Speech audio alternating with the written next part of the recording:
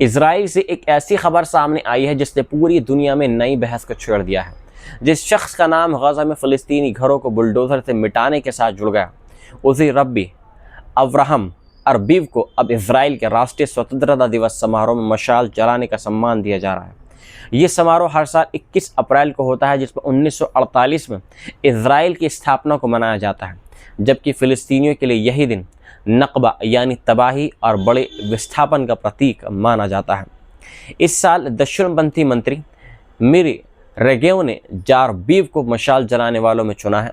बताया जाता है कि जारबीव वेस्ट बैंक की अवैध बस्ती एरियल में रिब्बिनिकल कोर्ट जज हैं और ख़ुद बैत अल में रहते हैं, जहाँ उनके घर को लेकर भी विवाद है। गजा युद्ध के दौरान जारबीव एक D9 बुलडोज़र ऑपरेटर के तौर पर तैनात रहे हैं और उन्होंने खुद कई वीडियो जारी की हैं जिनमें फ़लस्तीनी मकानों को गिराते नजर आए हैं। कुछ वीडियोस में वे धार्मिक पाठ पढ़ते हुए, शाफर बजाते हुए घरों को तोड़ते दिखाई दिए हैं। एक वीडियो में उन्होंने कहा था कि तुम्हारे पास कुछ नहीं बचेगा, हम तुम्हें बिल्कुल प्लेन और समतल कर देंगे।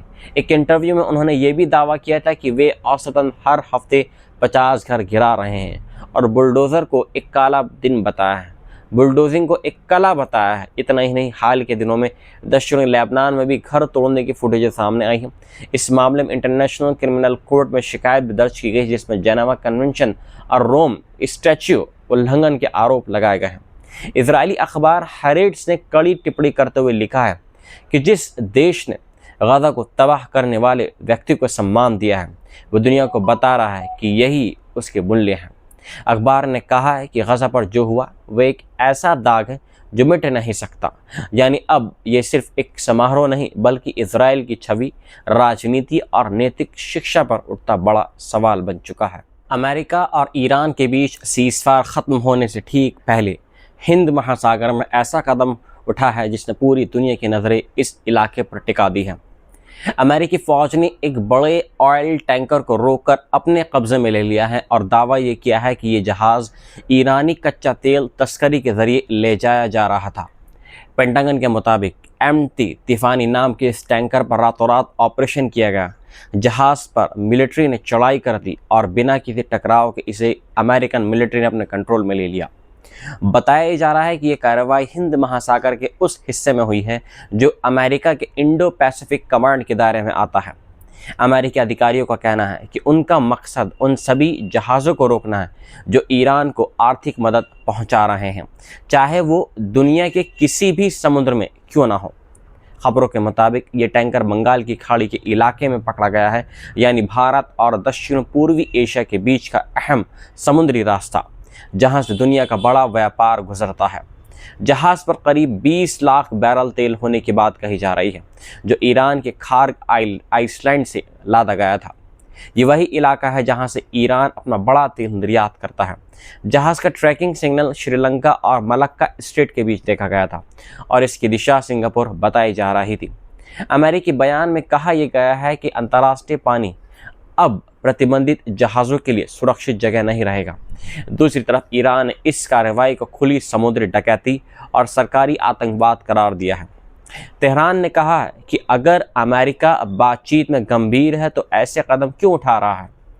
यही वजह है कि पाकिस्तान में होने वाली अगली अमेरिका ईरान वार्ता पर भी सवाल खड़े हो रहे हैं, क्योंकि सूत्रों के मुताबिक ईरान अब तक ये तय नहीं कर पाया है कि वह बातचीत में पार्टिसिपेट करेगा या नहीं।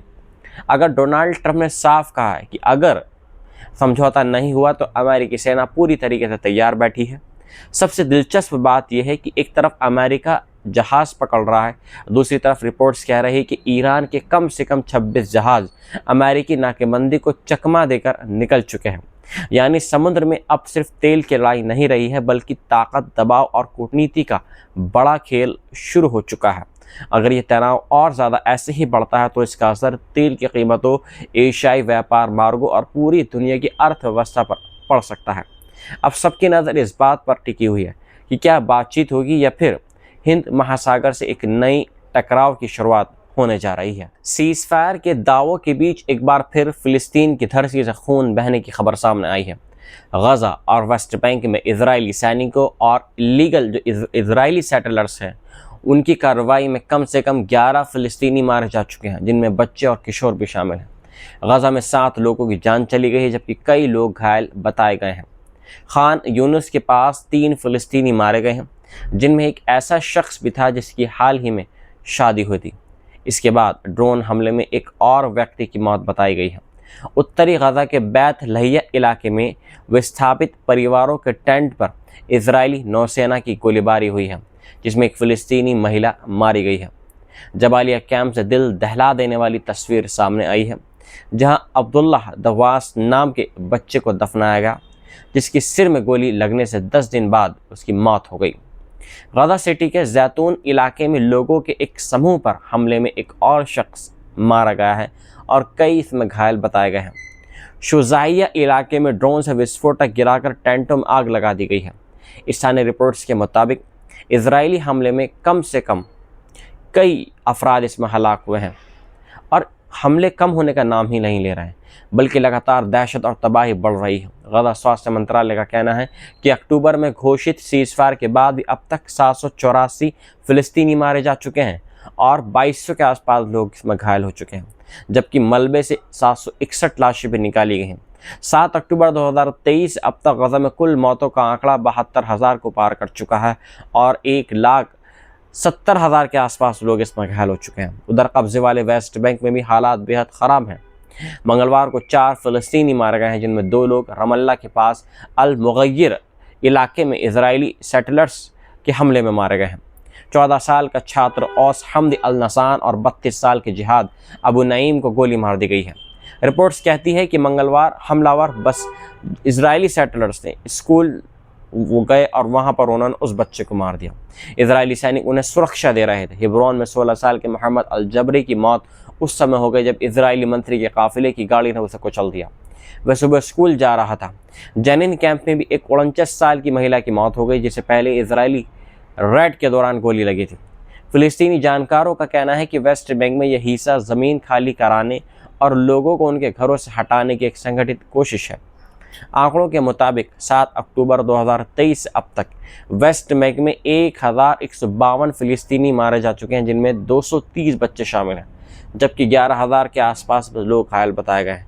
यानी सीज़फायर सिर्फ कागज़ों में है, ज़मीन पर अब भी गोलियां चल रही हैं, धमाके की आवाज़ें सुनी जा रही हैं और लोग मातम मना रहे हैं। डोनाल्ड ट्रंप ने एक बार फिर बड़ा दावा कर दिया है कि ईरान के साथ जो नया परमाणु समझौता बातचीत में है वह 2015 के पुराने समझौते से कहीं ज़्यादा बेहतर होगा।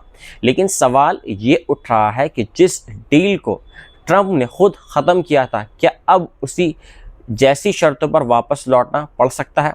साल 2015 में joint comprehensive plan of action यानी JCPOA हुआ था, जिसमें ईरान ने यूरेनियम इन्वेस्टमेंट लिमिटेड करने, अपने परमाणु कार्यक्रम में सख्त निगरानी बनाने और स्टॉक घटाने पर सहमति जता दी थी। बदले में उस पर लगे आर्थिक प्रतिबंधों में राहत दी गई थी। उस समय इंटरनेशनल एटॉमिक एनर्जी ने कई बार पुष्टि की थी कि ईरान समझौतों का पालन कर रहा है, लेकिन 2018 में ट्रंप ने अमेरिका को इस डील से बाहर निकाल लिया और इसे सबसे ख़राब समझौता बताया। इसके बाद अमेरिका ने फिर से कड़े प्रतिबंध लगा दिए। ईरान के तेल निर्यात, बैंकिंग और शिपिंग सेक्टर को निशाना बनाया गया और मैक्सिमम प्रेशर नीति अपनाई गई। अब ट्रंप की नई मांगें पहले से कहीं ज़्यादा सख्त बताई जा रही हैं। अमेरिका और इजराइल चाहते हैं कि ईरान पूरी तरीके से ज़ीरो यूरेनियम इन्वेस्टमेंट पर काम करे। उसके पास मौजूद 60% यूरेनियम इन्वेस्टमेंट का जो भंडार है उसको बाहर भेजा जाए, बैलिस्टिक मिसाइल कार्यक्रम को रोक दिया जाए और हिजबुल्लाह, हुतीस और इराकी गुटों को समर्थन बंद किया जाए। दूसरी तरफ ईरान साफ बोल चुका है कि उसका एटॉमिक जो कार्यक्रम है वो एक शांतिपूर्ण है और इन्रिचमेंट का उसका पूरा अधिकार है उस यूरेनियम पर। ईरानी राष्ट्रपति मसूद पेजेश्कियान ने कहा है कि किसी को यह हक नहीं है कि ईरान को उसके परमाणु अधिकारों से वंचित करे। जानकारों का मानना है कि ट्रंप चाहे जितने बड़े दावे कर लें, हकीकत में अगर कोई नई डील होती तो वह काफ़ी हद तक पुराने JCPOA जैसी ही होगी, जिसमें सीमित इन्वेस्टमेंट, अंतर्राष्ट्रीय निगरानी और बदले में प्रतिबंधों में राहत शामिल होगी। फ़र्क सिर्फ इतना हो सकता है कि इस बार ईरान तुरंत आर्थिक राहत चाहेगा और लंबा इंतज़ार नहीं करेगा। लेकिन हालात अब पहले जैसे नहीं है, क्योंकि पिछले वर्षों में तनाव, हमले और युद्धों ने भरोसा ख़त्म कर दिया है। अब सवाल यही है कि क्या ट्रंप सच में बेहतर डील ला पाएंगे या फिर आखिरकार उन्हें उसी रास्ते पर लौटना पड़ेगा जिसे उन्होंने खुद छोड़ दिया था। फीफा वर्ल्ड कप से पहले एक बड़ी खबर सामने आई है। ईरान की फुटबॉल टीम मैदान में उतरने की तैयारी कर रही है, लेकिन टीम खेलेगी या नहीं इसका आखिरी फैसला अब सरकार करेगी। ईरान के खेल मंत्री अहमद दोनिमाली ने साफ कहा कि अगर यूनाइटेड स्टेट्स में खिलाड़ियों की सुरक्षा की गारंटी मिलती है तो टीम वर्ल्ड कप खेलने जाएगी। उन्होंने कहा कि अंतिम फैसला सरकार और सुप्रीम नेशनल सिक्योरिटी काउंसिल करेगा। ईरान की टीम, जिसे टीम मैली कहा जाता है, अपने सभी ग्रुप मैच अमेरिका में खेलने वाली है, लेकिन फरवरी से शुरू हुई अमेरिका, इजराइल और ईरान तनाव के बाद उसकी भागीदारी पर सवाल खड़े हो गए हैं। पाकिस्तान की मध्यस्थता से हुआ नाजुक सीज़फायर भी अपने अंतिम दौर में है, इसलिए माहौल अभी भी अनिश्चित बना हुआ है। इसके बावजूद ईरान ने साफ कर दिया है कि तैयारी नहीं रुकेगी। जो खेल मंत्री उसने कहा है कि टीम जाए या न जाए, अगर जाना पड़ा तो पूरी तैयारी के साथ जाना होगा। ईरान फुटबॉल फेडरेशन ने पहले फीफा से मांग की थी कि उनके मैच अमेरिका से बाहर कराए जाएं, लेकिन फीफा ने शेड्यूल बदलने से इनकार कर दिया। फीफा अध्यक्ष गियानी इन्फेंटिनो ने कहा कि उन्हें पूरा भरोसा है कि ईरान वर्ल्ड कप खेलेगा। उन्होंने साफ अल्फाजों में कहा है कि ईरान को आना ही होगा।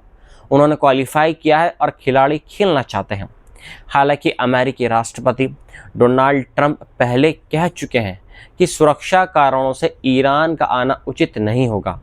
ईरान अब 10 मई से ट्रेनिंग कैंप शुरू करने जा रहा है, जो 1 हफ्ते से ज़्यादा चलेगा। टीम के पहले मैच फीफा वर्ल्ड कप 2026 में न्यूजीलैंड से 15 जून को लॉस एंजलिस में होंगे, फिर 21 जून को बेल्जियम से मुकाबला होगा और 26 जून को इजिप्ट से सेटल में टकराव होगा। यानी अब दुनिया की नज़र सिर्फ फुटबॉल पर नहीं, बल्कि इस बात पर भी है कि क्या राजनीति और तनाव खेल पर भारी पड़ेंगे या टीम मैली या ईरानी टीम मैदान में उतरकर एक नया हिस्ट्री लिखेगी।